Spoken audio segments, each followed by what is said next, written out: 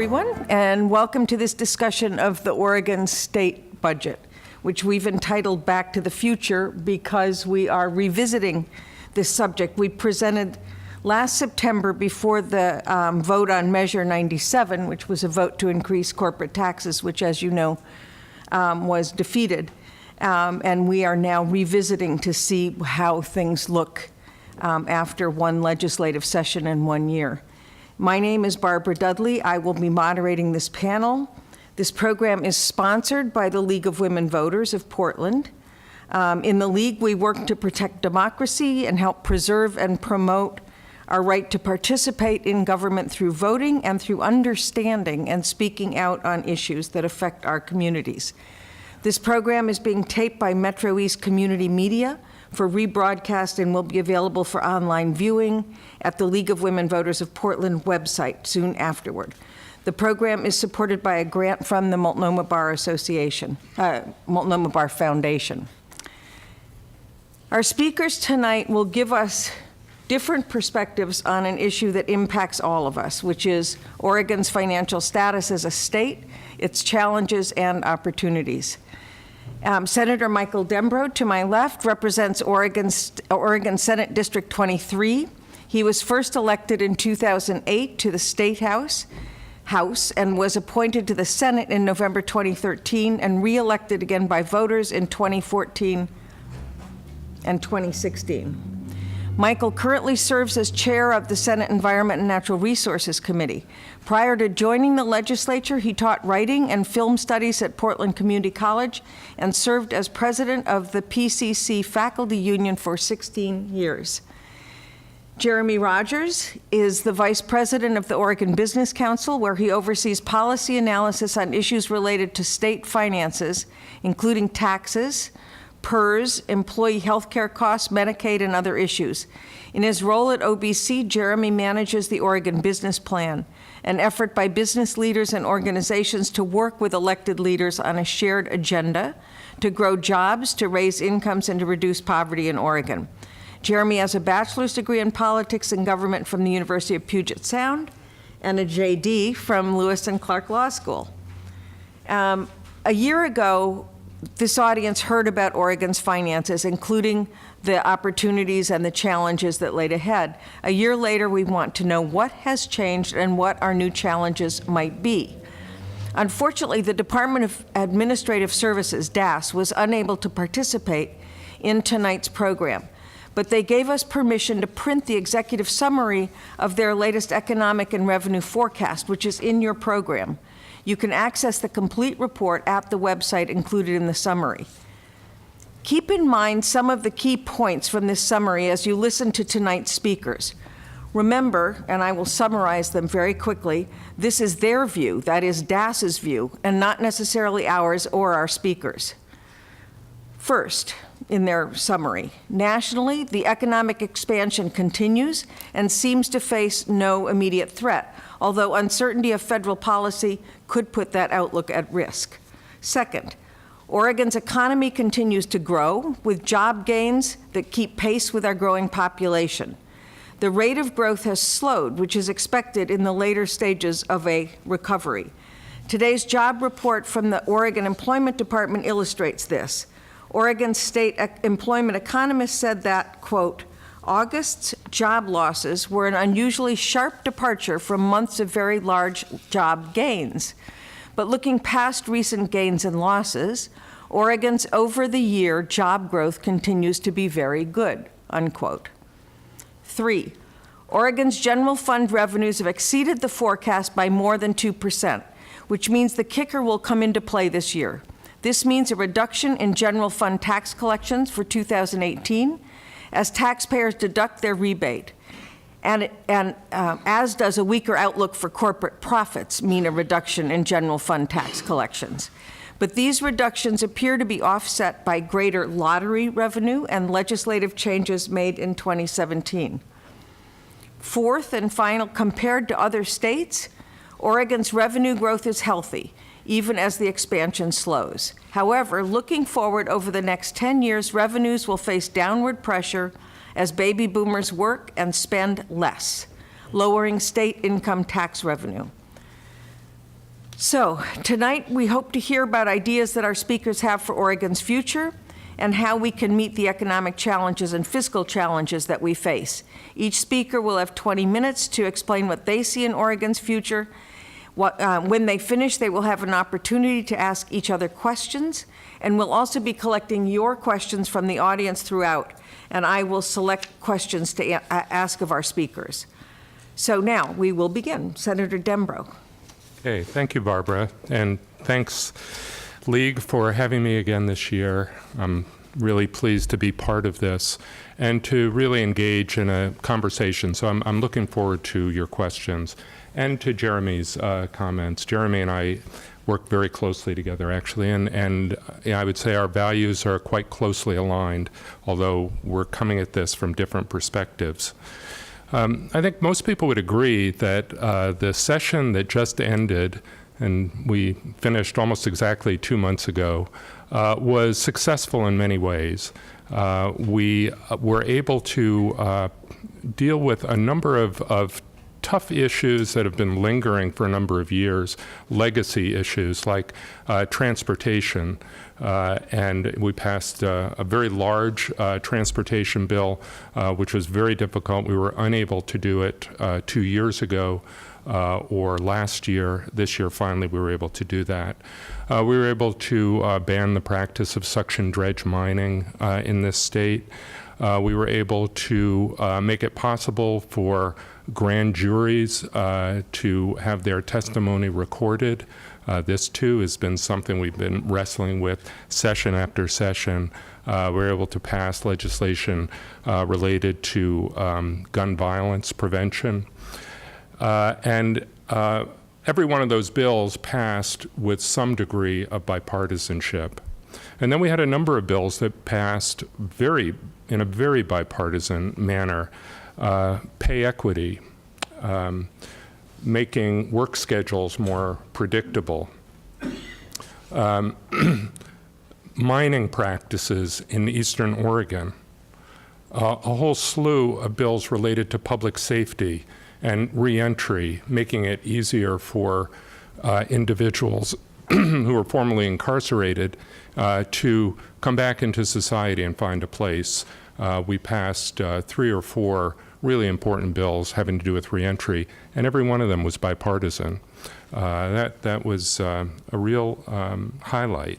We passed a number of other progressive policy bills, again in the public safety arena, sentencing reform, Cover All Kids, finally giving all children in Oregon access to the Oregon Health Plan, the Reproductive Health Equity Bill, a number of really important legislation, very progressive legislation for those of you who like progressive legislation, as I do. And of course, we balanced our budget, right? Which is and was no mean feat this session. It involved passing a provider assessment on healthcare providers, hospitals, insurers that allowed us to balance our budget. We were facing about close to $1 billion shortfall in our public health in our health services budgets, and that assessment largely covered that and allowed us to keep those programs intact, which was really great. As you know, that's under challenge now. We're going to be voting on that question in January. We're going to be asked whether or not that decision should stand. I'm hoping that it will. That too passed in a bipartisan manner with broad support from industry, and I'm really hoping that we can stick with that. So a lot of good news this session, but of course there were disappointments, and probably the biggest one for many of us was our inability yet again to pass tax reform, any significant tax reform in the state. Coming on the heels of Measure 97, which we were debating. It's hard to believe it was just a year ago. It seems much longer. But Measure 97, which proposed a commercial activities tax. It failed, and it failed for a number of reasons. And there were a number of reasons that we heard from our business partners as to why they thought people should vote against it. They felt it was too big. They felt that it was unfair because it only covered certain industries or companies of a certain size. It was felt that we should not be addressing tax reform through the ballot measure, that we need to be addressing these things through in the legislative arena. And we need to address this in combination with cost containment measures such as PERS reform. Well, the legislature tried to do all of that this session. We designed a commercial activities tax that would have replaced our corporate income tax, which, as perhaps you know, is a very unstable tax. It's great. It gives us a lot of revenue when times are good, but when we're in the downside of the cycle, then it does not. And also, frankly, the corporate income tax has not been delivering the way that it historically has.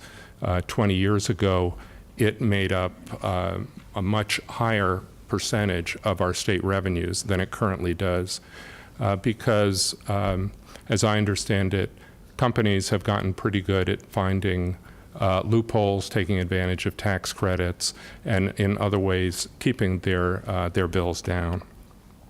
So it made sense to replace it with this other form of commercial activities tax. At the end of the day, we were not able to get there. We were lacking 1 or 2 votes to get it over the finish line, and a lot of fingers can be pointed as to why that happened.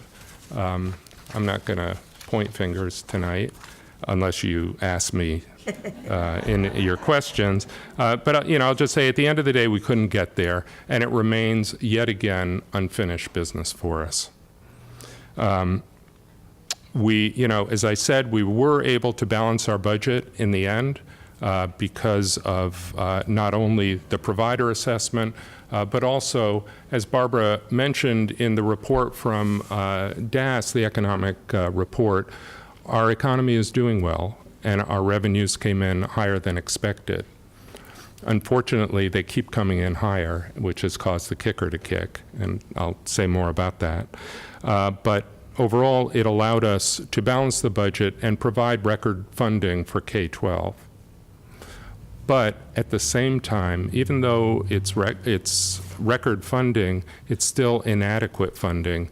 We know if we are committed, as I think we need to be, to fund K-12 education at the level that our quality education model says we need to.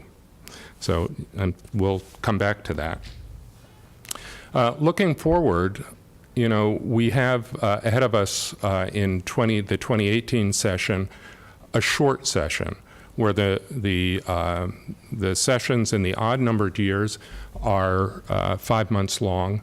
In the short session, in the even-numbered years, they're 5 weeks long. And it's everything is much more concentrated, much more focused. It's very difficult to pass complex legislation that's very controversial in a short session. It's not to say we won't try, but likely we're not going to get to really comprehensive tax reform in the short session unless a lot happens between now and then. Because in a short session, you really need to come in with the bill ready to go, where the agreements have been made, the amendments have been written, the difficulties have been worked out. And if that can happen, that'll be great. but I think more likely we'll be looking at making another run at comprehensive tax reform in the 2019 session. What I think we can do in the short session, and I hope we do, I'll certainly be pushing for it, is finally refer the individual kicker to the voters for a vote to repeal the individual kicker. I think many of us were surprised back in 2008 when it kicked, and it kicked again, in 2013, I think? And now it's kicked again. As you may know, the legislature can't solve this problem on its own because the kicker is locked into the Oregon Constitution. And so all we can do is vote to refer a constitutional amendment to the voters. We did that once before with the corporate kicker, and the corporate kicker goes to education. I believe that if we do repeal the individual kicker, it too is going to need to be tied to education. I believe that the best way to do it is to put it into education reserves, into what we call the Education Stability Fund. Because the whole notion of a kicker is, you get the kicker when times are good. But times aren't always going to be good. And you want to have something in the bank for when the downturn comes. And I think that's really I think most people, that's how they would like to be running their household, and that's how they'd like us to be running our state household. The polling has historically not been great on kicker reform. But I think that with a serious campaign, I think we should be able to finally get rid of this crazy, crazy system. Yes, we love to think of Oregon as unique, but the kicker is not a way that we want to be unique among the states. I did say that we'll be taking another run at comprehensive tax reform in 2019. I wouldn't rule out that there'll be measures on the ballot. There's talk about collecting signatures to put some form of the commercial activities tax on the ballot. I hope that we can address it in the legislature. I think it's a better way to do that because what we were looking at in the in the long session with the commercial activities tax was not only creating that tax, but at the same time, as I mentioned, getting rid of the corporate income tax, and at the same time looking at some PERS reform that would kind of go hand in hand.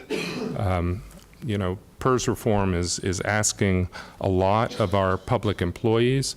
I think that many, if not most, public employees will step up if they feel that it's not just on them, that corporations are also stepping up to solve our revenue problem.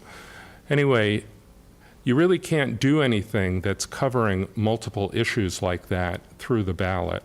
It really needs to be addressed in the legislature. And that's why I think, I would like to see something that's comprehensive and that makes sense done by the legislature. So, looking forward,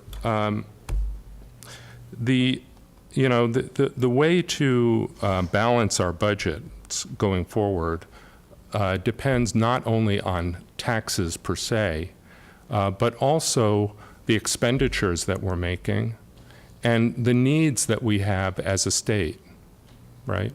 So one of the reasons that we're seeing a lot of stresses on our state budget is because of the rising cost of health care. So if we as a state can continue the work that we've been doing in reforming our health care delivery, getting more people, getting access for more people, using our CCO model, which is a great way to contain costs while extending quality care, making bigger pools And the legislature in the last session committed to bringing together our two big state healthcare pools, the public employees pool and the teachers pool, and to look for that kind of work to bring down the cost, to make healthcare more efficient, where our goal is to be able to have the increase in the cost of the employees' health plans the same as it's been for the CCOs, which, I don't know if you know this, the costs have been kept down to 3.5% increases, which is pretty remarkable and really very important. You know, one of the things that the economic forecast looked at is the rising number of seniors, which are going to increase our costs. The rising number of seniors is, without a doubt, a great thing. We're all happy to see that, but it does bring, yeah, considering the alternatives, it does bring a lot of costs, and we need to plan for those costs. There is actually just something. What am I doing on time? Do I have about? Yeah. 5 minutes. Okay.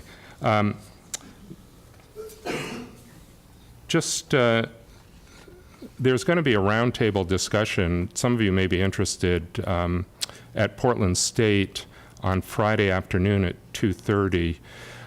The Oregon State and Portland State have just done a study on the state of long-term services and supports in Oregon.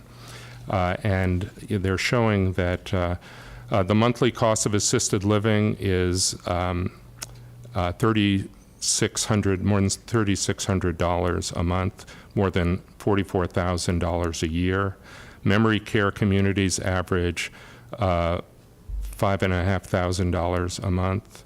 Average nursing facility cost for a bed in a semi-private room is $8,425.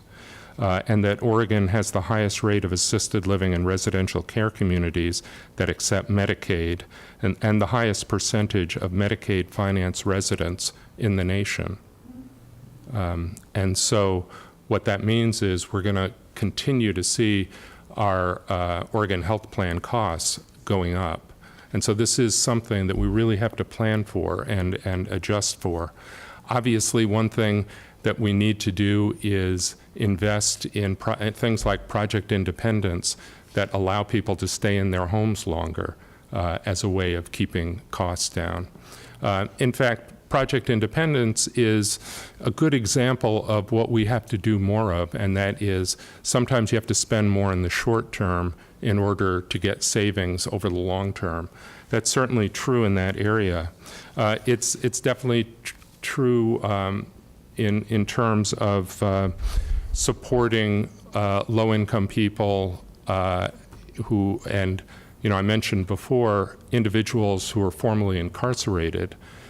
We need to get them into wraparound services, housing, treatment, workforce development programs, get them into the workforce so that they're paying taxes and they're productive members of society in order to avoid future costs. I think in general, we need to be investing. We have done we're starting to make some good investments among our young people in career technical education. The more that we can increase the skill levels of our workers, the more they'll be able to adjust to the changing economy, the more they will be part of the solution by drawing less from the state and contributing more to the state. We need to continue to contain our prison costs to stop that increase that we saw in the 90s, in the 2000s.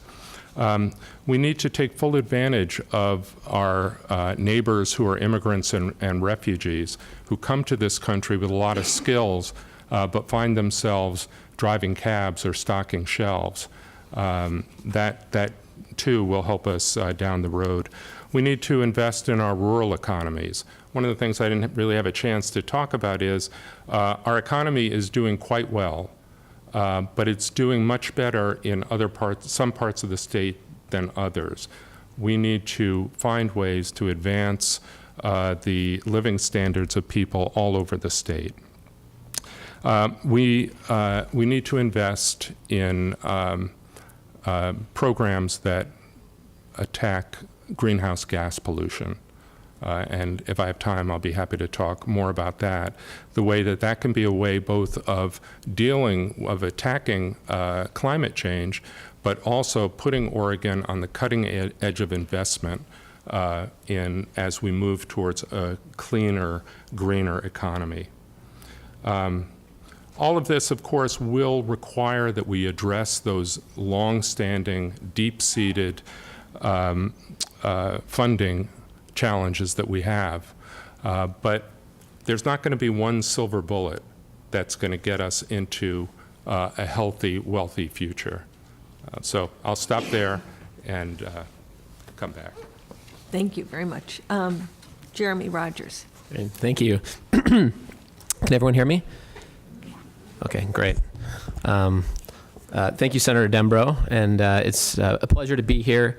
The League of Women Voters is one of the most important institutions in our community, and educating Oregonians about the critical issues of the day from a nonpartisan perspective. So I'm very pleased to be here to share some of my thoughts about the state budget. My organization, the Oregon Business Council, shares a lot in common with the League. Among the business organizations in the state, we are sort of the think tank. We pride ourselves on nonpartisan policy research and policy development related to some of the biggest issues facing the state of Oregon. And we work closely with legislators of both parties.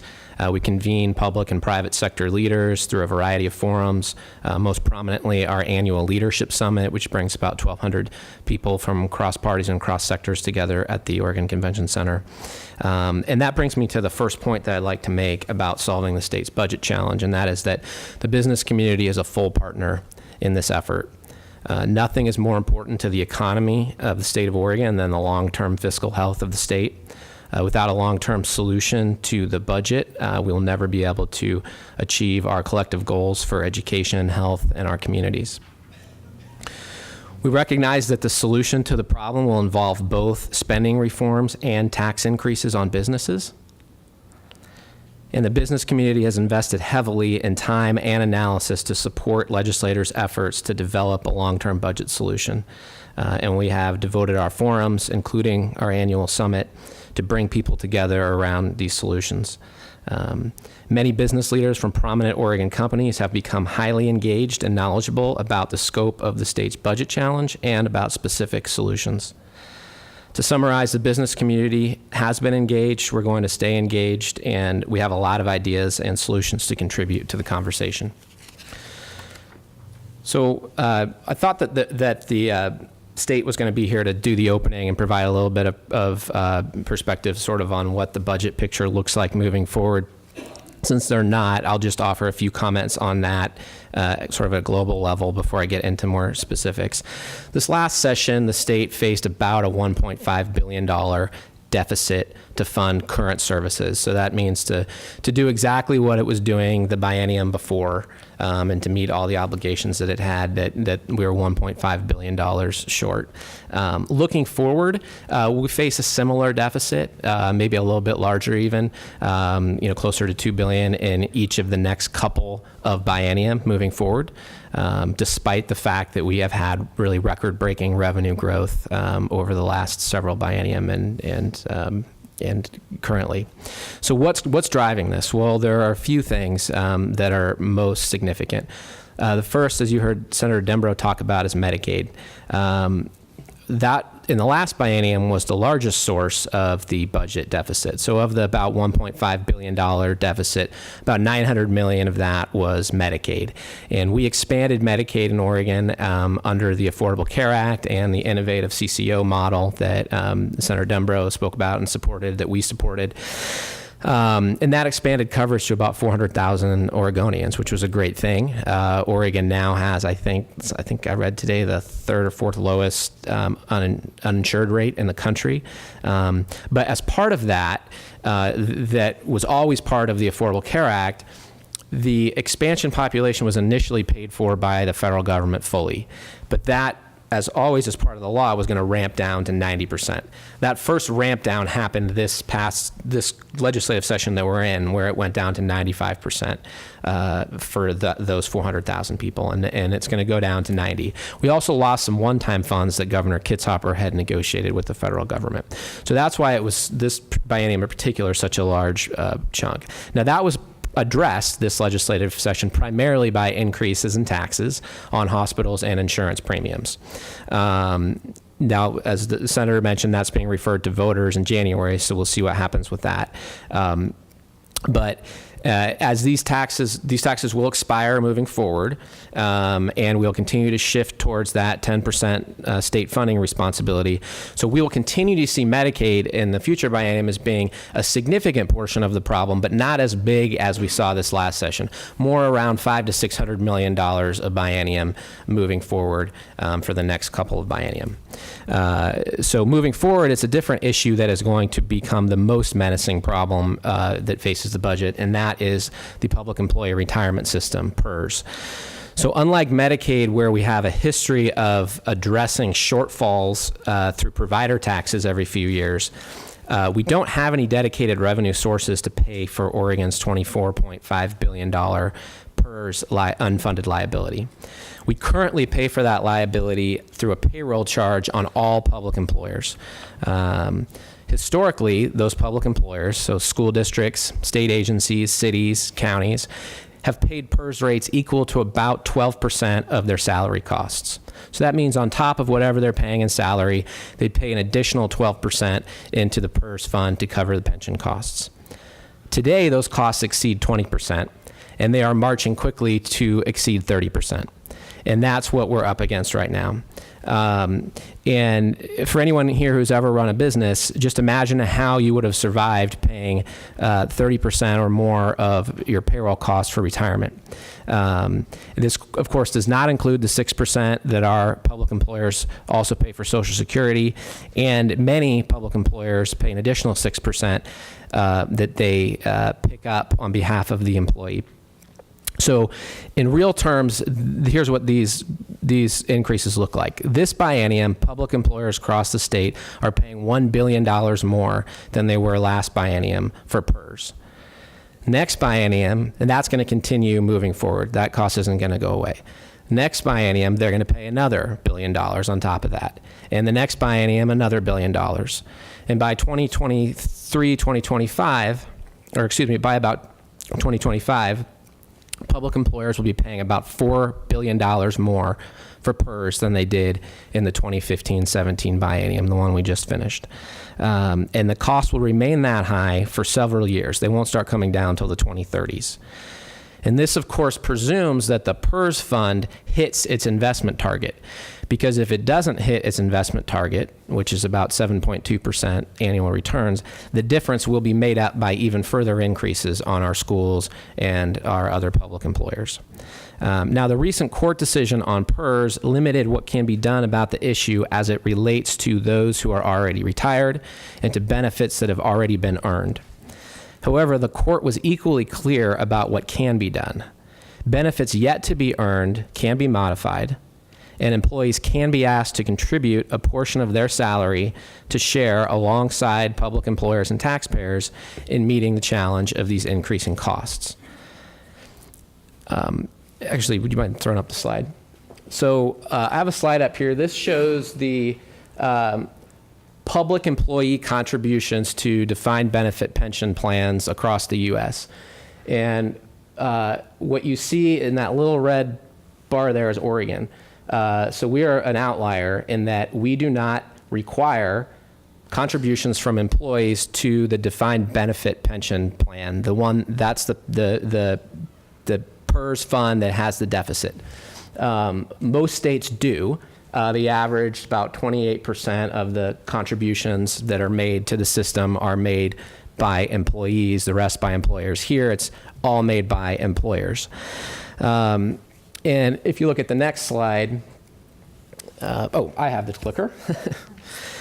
Most states, there we go. Most states, as you can see, all the blue states have increased the employee contribution to their pension system since 2009, as other states have also faced increasing cost. Oregon, you can see, is one of the few states that hasn't. And while 70% of the liability for PERS, is due to retirees, which can't be reformed, 30% of it is due to current workers. Well, 30% of a $24.5 billion liability is a lot of money. That's $7 billion. And if we were to have employees even contribute a portion of that, we could add weeks to the school calendar and add tens of thousands of people and continue to pay for tens of thousands of people on the health plan. So even if we subscribe to the principle that current employees should not have to pick up the tab for those already retired, dramatic improvements can be made legally to our fiscal landscape by asking current employees to pick up some portion of the defined benefit pension. Now, about 40% of our current workers in Oregon are Tier 1 and 2. So those are the employees that have the richer PERS benefits. We also can tailor solutions to ask more from the Tier 1 and 2 employees than we do from the Tier 3 or OPSERP employees, those that have been hired more recently and don't have as rich of benefit plans.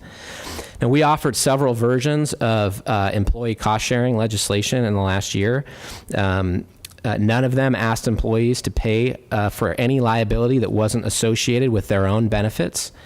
All of them asked Tier 1 and 2 employees to pay a greater share of the burden than younger, more recently hired employees. None of these proposals asked employees to do more than they would be expected to do in other states. All of them saved schools, cities, counties, and state agencies billions of dollars. And other than some informational hearings in the Senate at the beginning of the session, these proposals never had a public hearing in the House, and nothing ever happened to them, and no major discussion ever took place in the legislature about them other than informational sessions at the beginning of the session in the Senate. Now, going forward, employee cost sharing for PERS is going to need to be an important part of this conversation. Now, another issue that doesn't get as much attention but is also a very large impact on the budget is the cost of public employee health care. So Oregon's costs for state employee health plans are about 50% higher than state employees in other states. The average cost to insure a state employee through the Public Employee Benefit Board, PEB, is over $17,000 per year in Oregon, compared to about $13,000 for neighboring states and for large private employers in Oregon. That's a difference of roughly $4,000 per year per employee. $4,000 times 50,000 state employees is $200 million a year, or $400 million per biennium. And that's just state employees, not including K-12. $400 million a biennium is a significant contribution towards the deficit that we have, and there's a lot of things that those dollars could be spent on if we can control the costs of the public employee health care plans. Now, like PERS, we put forward some very thoughtful ideas on how to bring these costs down. These are not draconian measures, but rather best practices used in other states and in maybe many private sector plans that help create incentives for all of the parties involved, insurers, providers, and the consumers, to use the appropriate level of care and to keep costs down. For example, right now, one of the reasons why the costs are so high in PEB is that state employees contribute only 1% to 5% of the premium. That means when the cost of a plan goes up by $100 per month for the employer, for the state or the school district, or this is for the state, but then it only goes up by $5 a month for the employee. So the average plan for a state employee costs the state $1,400 a month, but the employees are paying $70 a month. This kind of system creates no incentives to keep costs down. An employee, even a young, healthy employee, will pick a more expensive, more comprehensive plan because it doesn't cost them anything. And that's not the right incentives that you build into a healthcare plan system if you want to try to keep costs down. So there's a lot of things that can be done that don't dramatically reduce benefits for everybody, but just improve the way that the plans are offered and designed. For example, rather than a percentage of the premium, the employer contribution should be a fixed amount, a fixed dollar amount, with a range of insurance plans that come in at or below that amount. And then if the employee wants a more generous plan, they can pay out of pocket for it. That's how it works in the federal government, which provides very high quality health care plans at a fraction of the cost of the state of Oregon. It's how it works in many private sector companies, and it's even how it's done for teachers in Oregon, but not for state employees. This change alone could save tens of millions of dollars as employees start to choose plans that better meet their needs.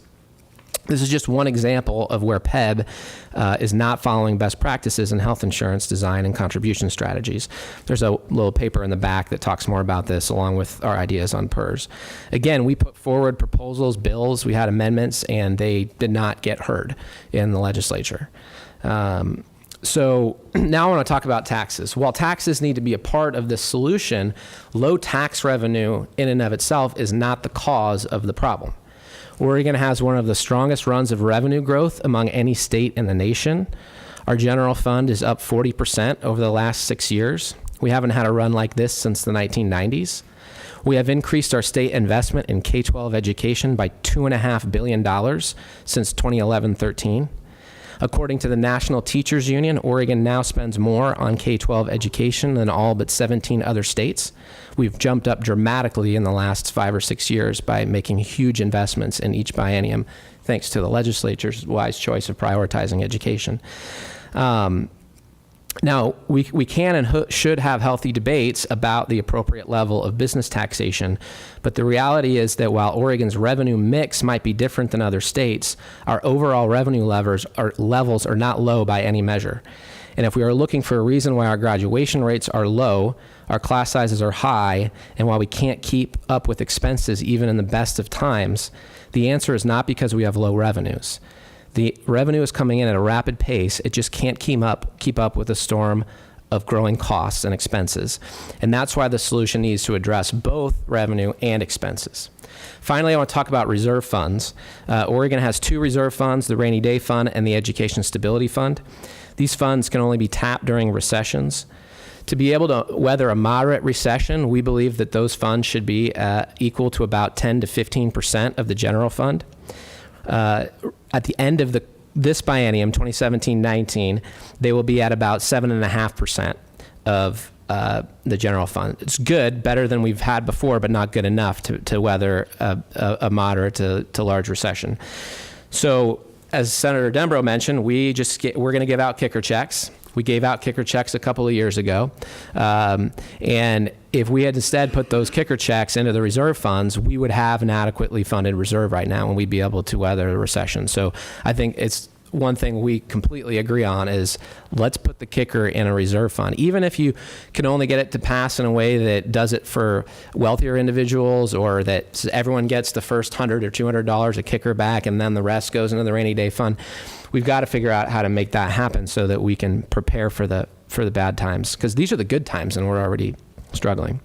So as we look forward to solutions on taxes, let me just offer a few thoughts. Start by putting the kicker in the reserve fund. Second, if the focus is on making changes to the existing tax system, the existing tax code for businesses, and it's done alongside reforms to PERS and public employee health insurance, I think that's something that can be done immediately. In fact, in the last legislative session, we put forward a proposal of $500 million of increased business taxes, along with $500 in cost reforms to PERS and public employee health care plans. It was not met with much reception because the leadership in the legislature doesn't want to make tweaks to the existing system. They want to create a new tax based on gross receipts or gross sales. Now, if we're going to move to a new type of tax, there's still a lot of work that needs to be done to get it right. And I won't get into all those complexities, but one of the key issues is figuring out how to get it right, both for all different types of business entities. So you have your traditional corporation, which is called a C corporation, but you also have a large number, in fact, a majority of businesses in the state that are unincorporated business entities like LLCs, partnerships, et cetera. Well, For example, the proposal that was put forward in the legislature would create a gross receipts tax on business and get rid of the corporate income tax. Well, the corporate income tax is only paid by the C corporations. All of those other companies, LLCs, partnerships, S corporations, they pay their business taxes through their personal income taxes. So you had a situation where the largest companies, the C corporations, were going to get a swap. They were going to get rid of the corporate tax, and they were going to get rid of the corporate income tax, but to have this new tax. But these other companies were going to have the new tax, but not get rid of the tax that they were paying, and so on their income. And so that's sort of the type of complexity that we have to work through to get this right. I think it's possible, but there's just a lot of different players out there, and it's not the large companies that are the ones that are going to be the most concerned. It's a lot of the smaller companies that don't want to be double taxed both on their sales and on their income. So I know that time's running short, so I think as I'll wrap up, I'll just say, finally, most importantly, I think how we get there matters. The blame game won't work. Blaming businesses and business owners as greedy corporate mongers who don't pay their fair share, it's unproductive and it's untrue. The reality is the Oregon businesses are a critical part of this solution. Same goes for public employees. Blaming them, attacking them is not going to work. Second, the place this needs to be solved is the legislature, not the ballot. Like the issue I just talked about, that's something that can only be resolved through the give and take of a legislative process. In a ballot measure, it will be drafted wrong and it'll be bad policy. Third, the spending and revenue must be tackled together. I mean, the same committee, the same process. Because what will happen if you don't do that is you won't have the trust. You won't have the trust of those who are going to have their taxes increased, that the spending reforms will happen, and you won't have the trust of the public employees to engage in the spending reform conversation if they don't think the tax is going to happen. So it has to happen together. Representative Bentz and Boquist have proposed a bipartisan committee to start working now to get ready for 2019 and to tackle both spending and taxes. I think that's a great idea. We'd love to participate in that. And the governor will have to play an important leadership role in convening and making this happen. And if that leadership doesn't happen from the legislature or the governor right away, we're unfortunately likely to face more very expensive and divisive ballot measure wars in 2018, which is not good for anyone. The policy that comes out of it's not going to be good. Huge waste of money that we could have instead spent on working on things we agree on, like the kicker and like coming up with a joint spending and tax plan. So let's do that instead. Thanks. Thank you both. That was very helpful. I think we have two things we just heard agreement on that we don't need to then belabor, but I think we should memorialize that we have agreement on them. One is to get rid of the kicker. And I think I heard you, Jeremy, say that the business community would support that, would support sending it to the voters in a referendum to undo the constitutional requirement for the kicker. It sounds like the legislature would too. So am I right about that? Yeah, I mean, and I can't speak on behalf of the whole business community, but the kicker reform sign the Oregon Business Council has supported, and I think that many other business organizations also support. And I assume that both of you would agree that that's to go to a rainy day fund as opposed to back into the general fund. Do you think that's a fair summary, Senator? I do. I think that's the only way really we can do it. Okay. Agree. I didn't hear his answer. Yeah, I said yes. I think that having it go to a rainy day fund and most likely dedicated to an education rainy day fund is really the only way that we could expect the voters to support us. Oh. Yeah. Yes, right. Right, thank you. The other agreement that I think I heard was that there needs to be an agreement that includes both expenditures and revenue reforms, and that it is best to do that through the legislature rather than through ballot initiatives. And so I think if you two could help each other get to a little more specificity on that, I think by asking each other questions about your positions, that would be very, very helpful. And Senator Denbrough, you can start. Okay, thank you.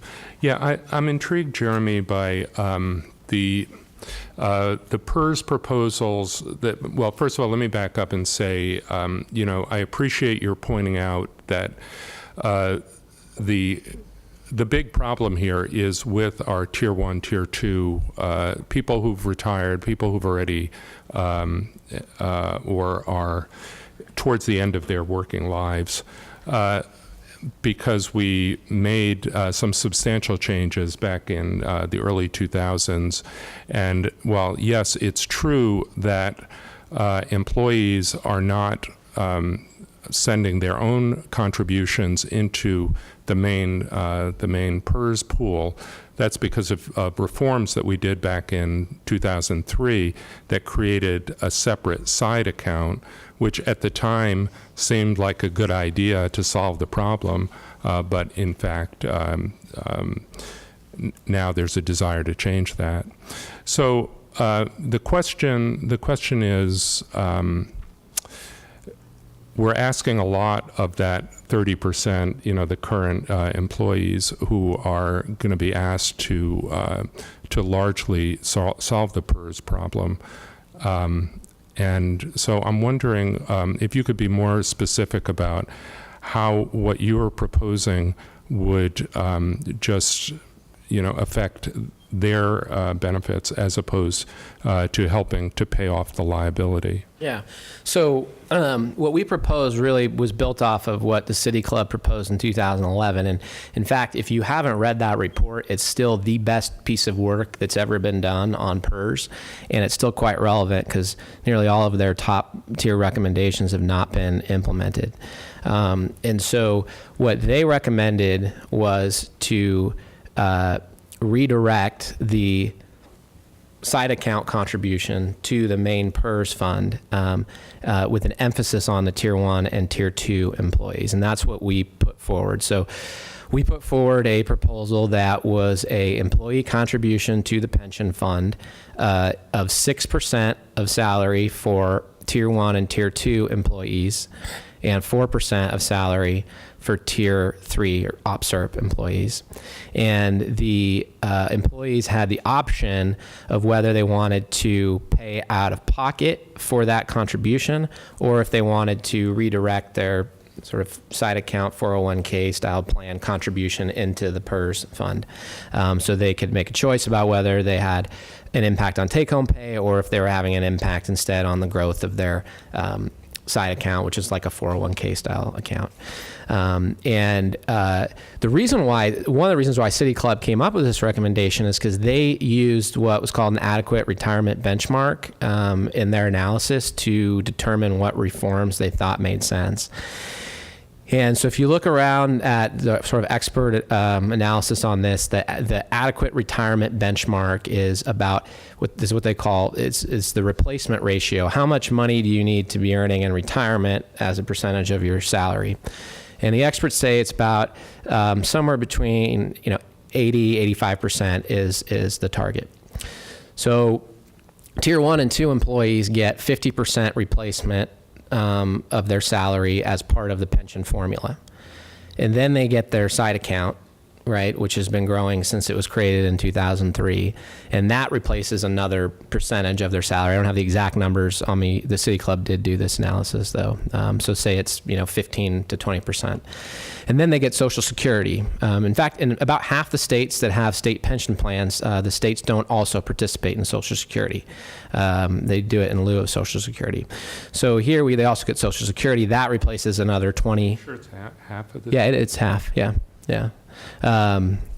Yeah, and you can look it up, and I'll provide I can send the link around to this. It's a lot of states, and so if you add that up, you exceed the retirement benchmark, and so there's room to come down. So that's sort of the analysis. So what we would like to see is an opportunity to go through that kind of analysis and develop the solution that makes sense. But that requires open conversation and willingness to have public hearings and discussions about PERS. And unfortunately, the issue is so sensitive, that's not how it works in Salem. even when PERS reform is passed, it's cooked up privately and then rammed through because of the chaos that's created when you have a public process around it. That makes it very difficult to have these conversations. So we'd like to have that conversation. We think that some, a modified version of what we put forward, which is similar to what Senate Bill 1068 had in it that didn't end up getting heard. There was a bill that didn't get heard that the legislature put forward. So there's room for that discussion, including how it impacts employees. Let me add an additional question to Senator Demro's question, which is, I understood that the business community, or OBC specifically, was also going to, or had also, I thought you just said, put forward a revenue proposal that was joined with its expense proposal, but I never heard much about that. So could you elaborate just briefly on that? Yeah, and there's a document back there that has it. And we came forward in June, I think it was May 31, to the Revenue Committee that was looking at the gross receipts tax. They had yet to have a public hearing. So we asked Senator Haas for the opportunity to have invited testimony. Patrick Kreitzer, the CEO of Tillamook Creamery Association, who's the chair of the Oregon Business Plan, came forward with a $500 million package that was an increase in corporate income tax. So it would increase the corporate income tax rate from a high of 7.6% up to 9.1%. It got rid of the early payment discount that is given to business-related properties for paying your property taxes early. And 40% of that, even though that's a local revenue, 40% of it goes to schools and community colleges. So it was a benefit to the state. We proposed, what were the other two elements of that? There was one or two other elements. It's in that paper back there. I'm sorry. The biggest portion of it was the corporate income tax increase. Yeah. And it was an odd situation. We were not greeted with the type of receptivity you would expect with a $500 million offer of tax increase.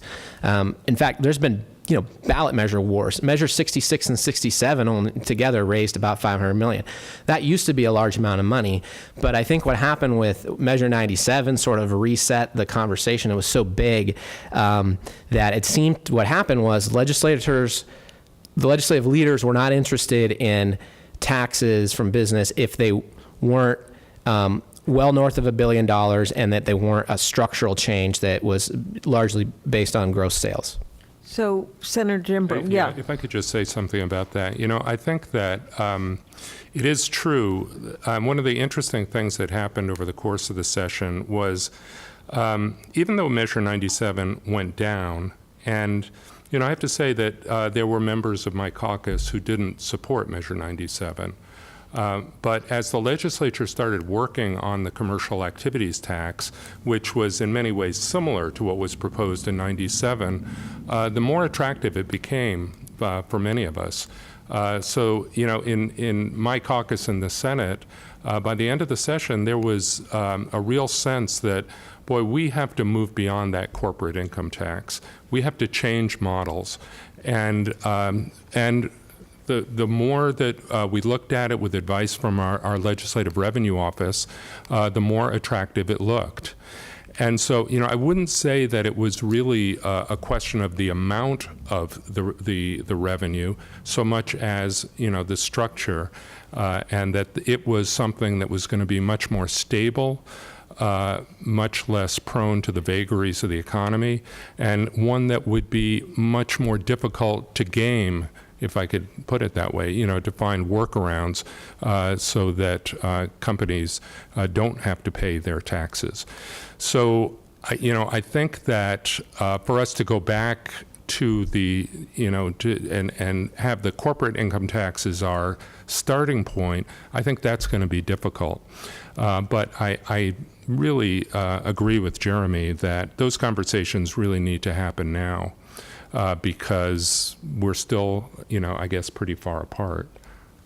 I have two questions from that, one from the audience and one just in response to that, which is I'd like to hear your response, Jeremy, to the commercial activities tax idea. Yep. And then someone put forward a question about Governor Brown's committee that's looking at ways to deal with PERS and wondering whether you all have any hope for that committee. Sure. So, on an individual company basis, we actually have some companies, and it's mostly the larger, more profitable global companies that support moving to a commercial activities tax in some way. And for some of them, it's a benefit, and for some, it's the change isn't significant enough to. Where we really see the pushback is with what I mentioned, the S corporations, partnerships, LLCs. Most of those aren't OBC members. My members are mostly the large C corporations. As an individual organization, we'd have a easier time getting to a commercial activities tax than most of the other businesses in the state. And that's the problem, is that most businesses are not C corporations. They are these other entities. And the problem we have is that they currently pay a 9.9% tax rate on their income because it passes through their owner's income. If we're going to move to a tax based on sales, we have to figure out how to fix for that so that they're not both paying a 9.9% tax on their income and the commercial activity tax. And for some reason, there was such a focus on figuring out how to fix this for the C corporations by getting rid of the corporate income tax, which is an important part of it, but not so much on that other part. And so that's where, and that, what we wanted to do was come to the legislature with a solution that we knew we could build a coalition of businesses around, and that none of them would refer it to the ballot. I think the problem is that building the coalition for the gross receipts tax is much harder because it impacts so many people differently, and some of them might decide to go and refer it to the ballot because for their industry it's really harmful, even though a lot of other businesses might support it. So that's the challenge, is how do you craft it so you actually can get the broad base of businesses, none of which will refer it. And there's a lot of those businesses and groups out there that have a lot of money that could refer it, that aren't OBC and others, and we want to prevent that. So is it possible? I think so, but it's going to require work beginning right now, and a lot more people than just me and a handful of business groups in the room. It's going to require a lot of business involvement that folks that we don't even interact with regularly. Michael, do you have any further comment on that? No, just one thing I want to add is, with respect to the S corporations. So, there's a sense that also is part of the problem, is that, one of the reasons that 20 years ago, and I forget the amount, 18% of Oregon revenues came from corporations, and now it's down to 6%, is that a number of corporations restructured themselves as S corporations in order to pay a lower rate and avoid those corporate taxes. And they made legitimate business decisions, right? And so as we try to solve this, yes, certainly there's going to be some concern there, and we need to come up with something that, certainly doesn't over penalize them. But, to be honest, we also have a situation, and this came up, we had a House bill, I think it was 2060, which had to do specifically with S corporations and something that, a tax credit that they're able to receive for, when they pass through their income into their personal income taxes. They actually, so you'll have an individual owner who's actually paying a lower tax rate than people who work for him or her. And that was designed as part of the grand bargain of 2013, as we were trying to, we were dealing with PERS back then, and we're trying to do some revenue restructuring. Most of the PERS part of it got thrown out, but the tax credit stayed in. And what it appears is that it's largely being used in ways that weren't intended. So it's mostly being used not by manufacturers adding jobs, which was really the intent of it, but rather legal or medical practices where, you'll have the legal partners who are paying a much lower rate, actually, than the legal assistants that work for them. It's kind of a crazy thing. And that, too, I believe, needs to be on the table as we're trying to reform this in its entirety. So in terms of that reform this in its entirety question, to go back to, you mentioned that Cliff Benz and Senator Boquist have a proposal, both of them being Republicans, have a proposal for a bipartisan committee to address both the PERS issue and presumably other expense issues as well as revenue. And then Governor Brown has this committee looking at ways to reduce the PERS deficit. I don't know if it's also looking at revenue. But are either of these, is there any hope in either of these to get us somewhere so that we actually might avert all the ballot measures we see coming down the pike and get something happening in 2019? I think there are some common sense PERS reforms that can happen that a lot of people would agree to without, they just make a lot of sense, having to do with reserve funds and with just that, I don't know, so that there are some things that I think a lot of people would agree on, even to the point of perhaps trying to figure out how many years you base the liability on. Is it over 20 years? Is it over 30 years, et cetera? And I think that the group that the governor has convened, I'm optimistic that they can capture some of the low-hanging fruit.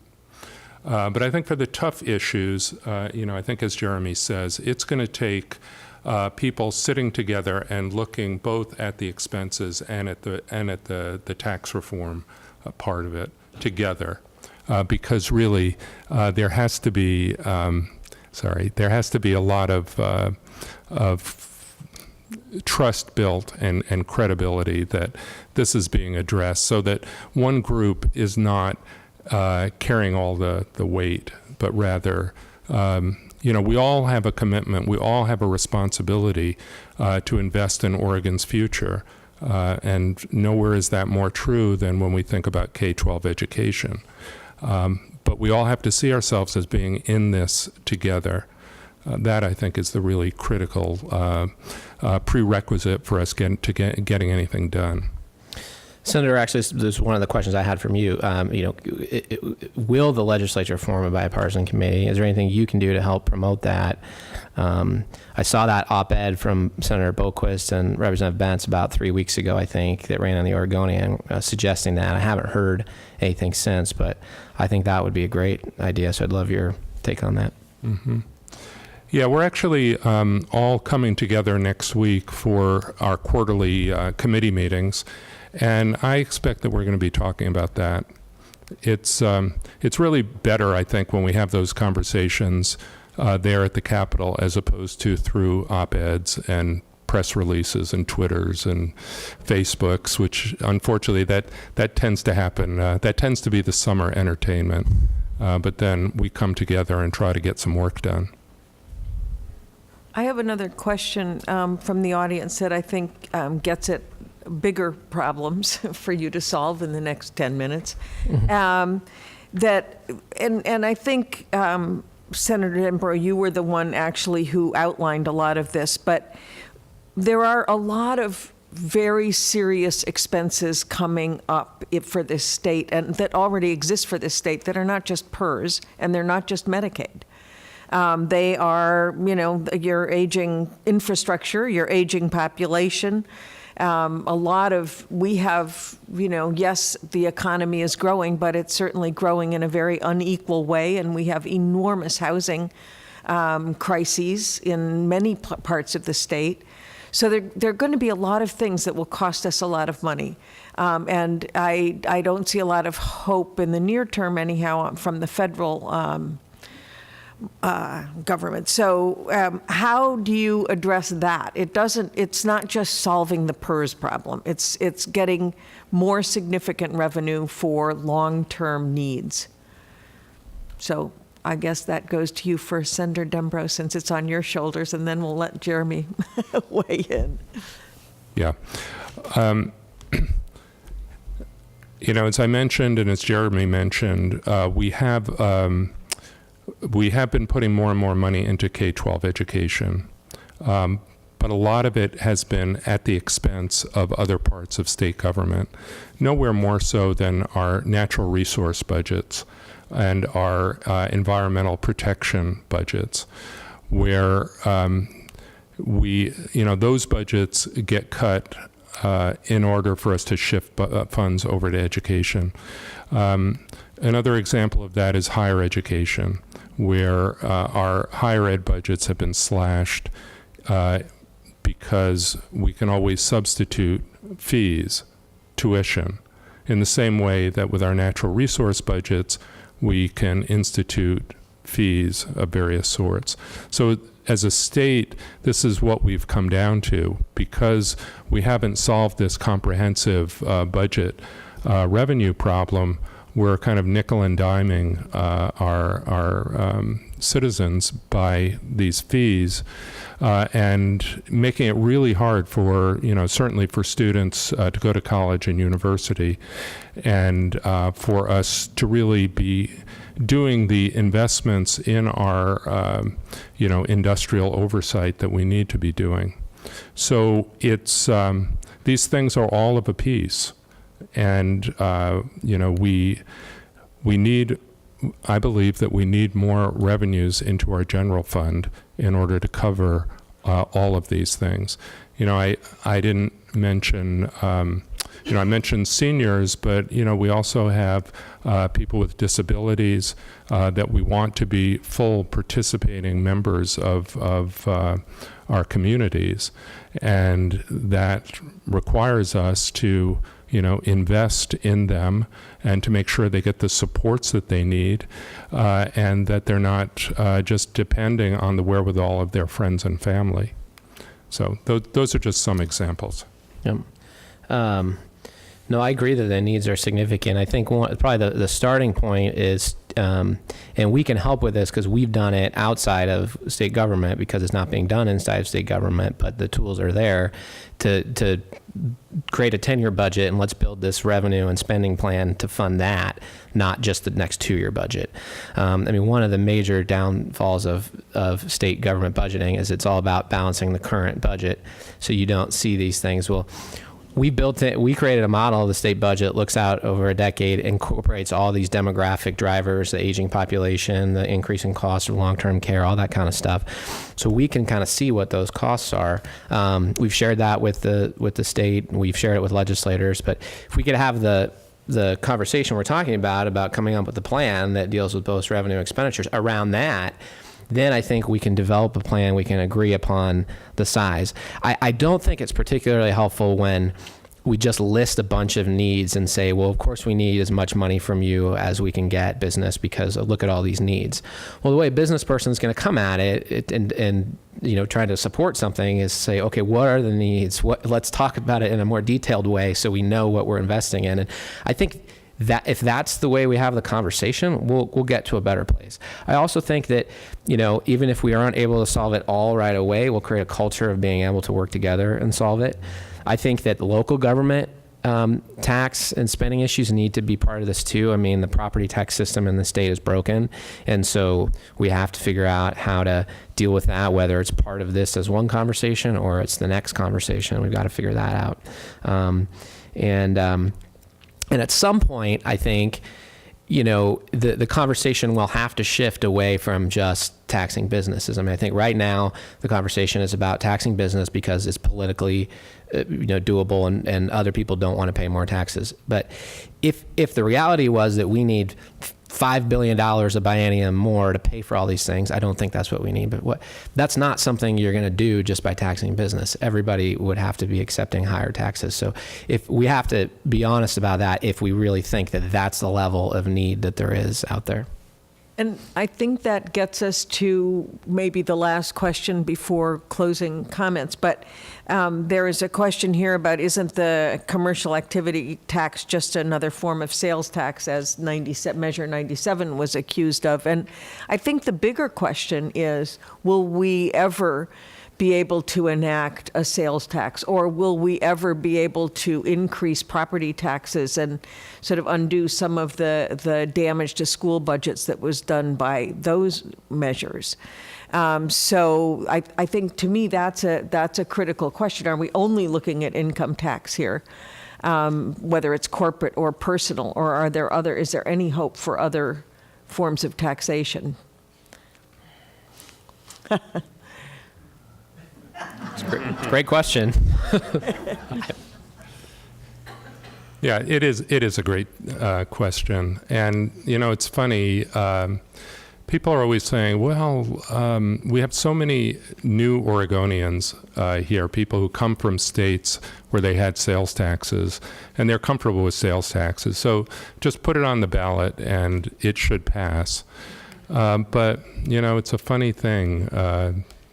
People come to Oregon, they fall in love with Oregon.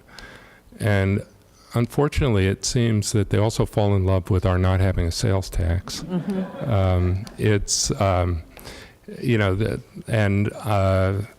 I think that there are a number of advantages to a sales tax, but it's just really hard for me to see us getting there, to be honest.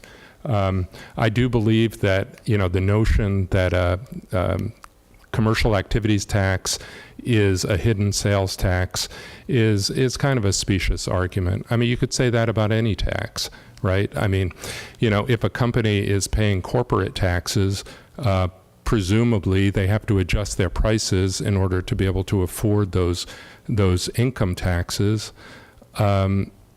So why is that not a sales tax? I mean, you could say that. Answer that if you would like. Yeah. Okay. Good. Yeah. No. I'd love to hear that. But I think that it is a fair question. I think we need to. People just want to feel that they're paying their fair share and they're not taken advantage of. And, I think looking at the way that the share that business taxes, corporate taxes have come down over the years, that creates a sense of distrust among people. So I do believe that this is something we need to address. Do you want to respond to?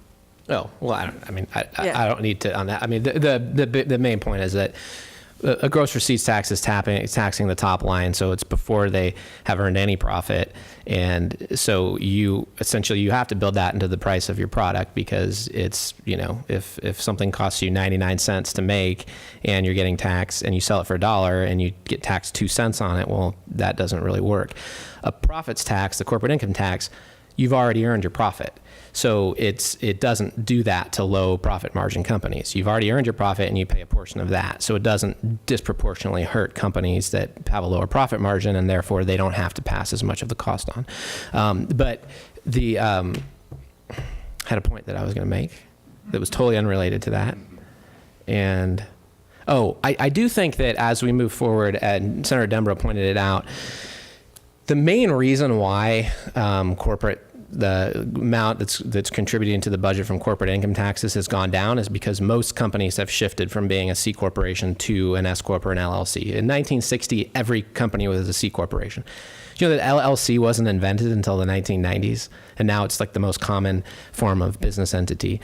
All of those companies are also paying taxes in fact, at a higher rate at 9.9%, but they're not being captured in the corporate income tax statistics.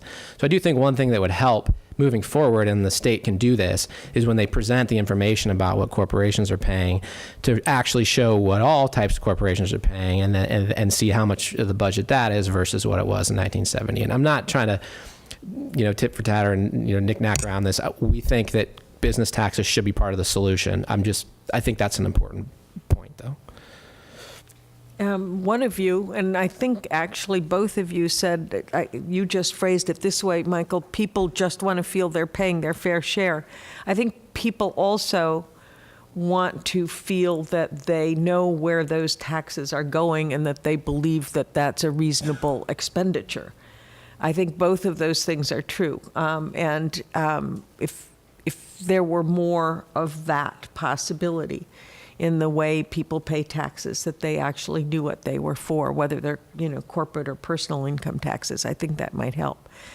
It is time to wrap up. Either of you has a closing comment or two of something you didn't get to say or something you want to reiterate. This is your chance. You have a couple of minutes each. Yeah, sure. So I will just summarize what I said, I think. Just to reiterate, the business community is a full partner in this effort.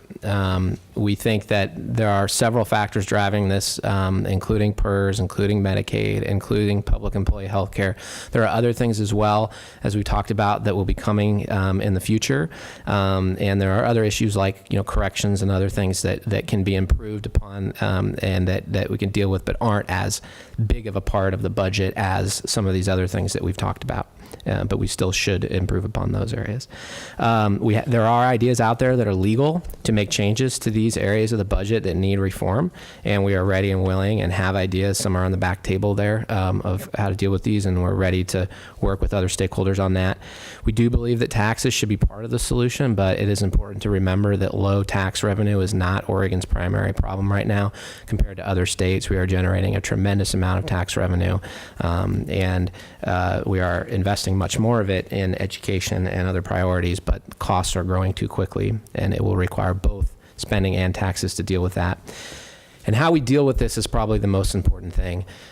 Do it with revenue and expenses together. Do it in the legislature, not in the ballot.